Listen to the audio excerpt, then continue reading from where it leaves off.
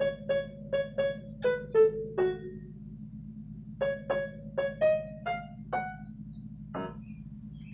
everybody, it's Jamie the Golden Roadie with Gene.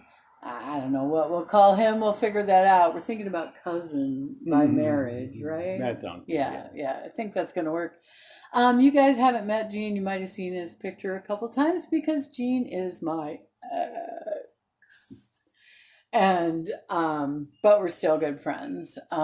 Believe me, it was a long road. Don't think for a second it was easy, right? No. It was long and grueling and hard, and we kept trying. And as soon as we gave up trying, things got a whole lot better, didn't they? Okay, so it is what it is, right? We can get more into that later, but I felt like I had to go there a little bit. Okay, so the reason he's here is because he's really helping me redo my van, and then I'm going to help him redo his. And we did the floor, and it turned out beautiful. Yes, it did. And we've done a lot of remodeling projects before. This one was a little bit different, right? Same as the old one, but just a different style. Right, different process. Yes. Because, like, the first thing we had to do was get some stripping down to actually attach the floor and insulation to, Yeah. right? Don't have any wooden floor to attach anything to, so you have to make your own.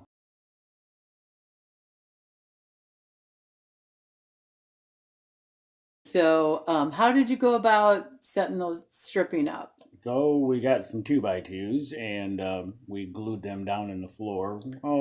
Foot and a half apart, depending on where the ribs were. We wanted them to fit in the bottom of the ribs.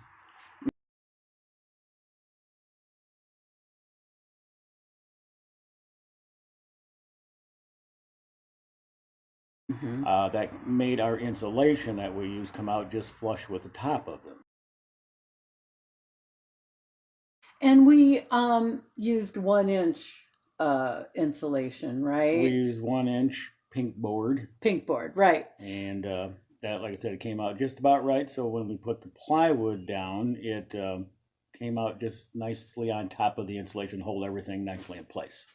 Right. We used liquid nail to put the stripping down, Yeah. correct? Yeah, liquid nail, that's good for wood and metal. It worked really well too. Seems to, yeah. But you didn't have much time. You had No, they to. have a real quick set time. It's like, so you gotta don't do it move. wrong. You gotta move and we you had gotta- one issue, but we got by. You have to move fast and get your weights down on top of it because you need to weight it down before it dries. Right.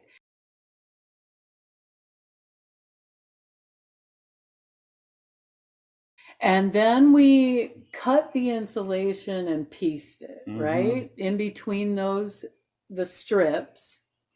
And like you said before, it all worked out great for attaching. We got oak veneer plywood. Mainly because it was cheaper than any other plywood. I know. And It's that's- crazy right now. Yeah, it's lumber prices are really high. I'm glad I'm just doing a van. Yeah. Not a house, I'll tell you that. It's crazy and not good substitutes either. So, Yeah, limited options to get what to. was it for a piece of plywood? 80? It was, no, well, plywood was $84 for a 3/4 sanded plywood, and I think the oak faced was what, 70? Yeah, it was like something. 68. So I thought, well, I was going to put down vinyl flooring, but then when I bought the oak faced plywood, I thought, oh, I can't cover this up. So that's how this staining process got started. But You have to learn how to change course in the middle of a project every so often. especially a van, I would think. Yeah, well, anything. So, but before we get to how we made this floor so pretty, let's talk a little bit more about the process.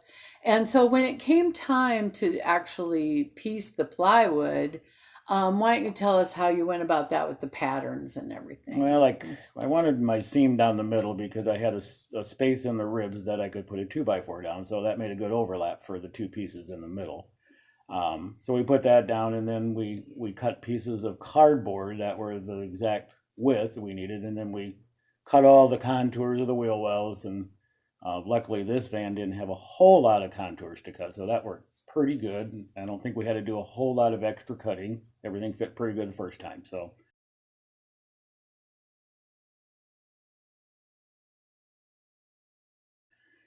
we got those put in and fit, and then we took them back out and started the staining process.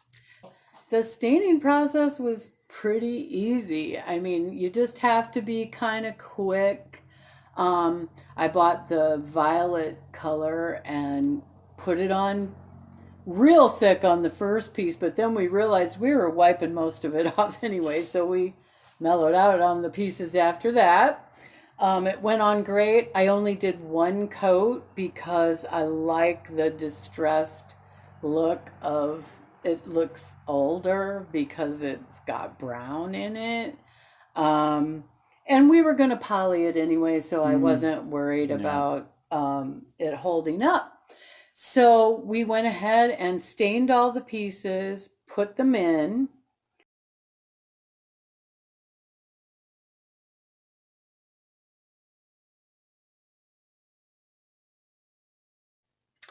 We had to screw them down, and you countersunk all the screws, right? Yeah, I kind of took them down about a 1/4 inch or so below the surface of the plywood.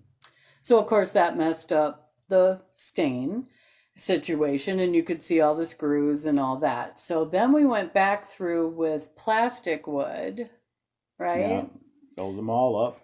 Filled them all up. Let Yeah, them- tell them how you cut the hole in the. Yeah, I took a piece of like clear plastic notebook divider and I just put a hole through it about the size of my countersink hole, and just put it over top of the countersunk hole, and then I squeezed the plastic wood in it. Kind of took a putty knife and smoothed it off, and then carefully pulled the plastic up, and that worked really slick. Worked like a charm. You didn't get a lot of excess plastic wood around the hole. It pretty much was right on the hole. So when we got it done, there wasn't a lot of sanding to do. Right. And we didn't sand off any of the stain we'd put on. So Right. And so I went back through with fine sandpaper and sanded all the holes down. And then I just took a little bit of stain and dabbed all the holes and wiped it off.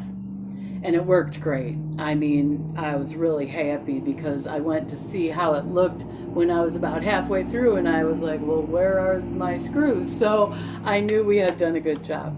And then when that was done, then Jean went back through and polyurethane the whole thing. yeah, we used water-based stain and water-based poly, just because it's a little more environmentally friendly and not so fumy.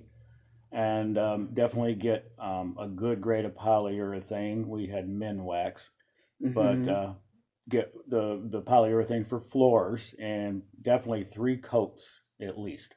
Yeah, and it's beautiful.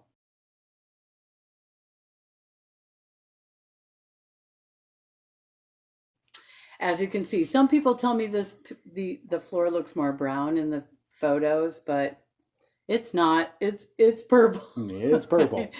And it's, stunningly purple right now, but it's not going to stay that way because by the time you get everything in the van, there's just going to be a little bit of purple left. So I thought it would be perfect. Although I haven't given up on the idea of putting it somewhere else in here too, believe me. But I love it. It turned out great. It is completely covered up now by the floor mat, because I'm heading down to LA to get the roof put on and then painted, and there's a lot going on, holes cut in the new roof. So definitely wanted that floor to be protected, but we had to take advantage of being able to get it done at a time when it was good time to work on it. So anyway, thanks Jean for your little tutorial and your help too. I really appreciate You're welcome. it. Okay, thanks. It's practice for my van. Oh yeah, sure. We'll make the mistakes on mine, right? Hey guys, so we're just finishing up my purple oak floor here in the van. You can just see a little bit of it because I'm about to head down to LA and we've got to protect it. But we had a little bit of work to do here so I could get my purple leg on there. So Anyway, pretty cool, huh? I hope it looks purple. Because it is. Have you heard about the golden roadie? She lost her man. She bought a van.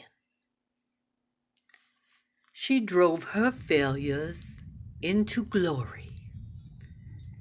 She rolled the dice. She paid the price.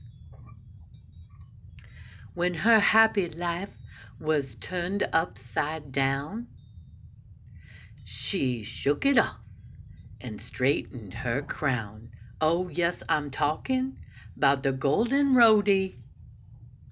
She turned her burdens into shares. And if you dare, then subscribe, like, and share. Bump.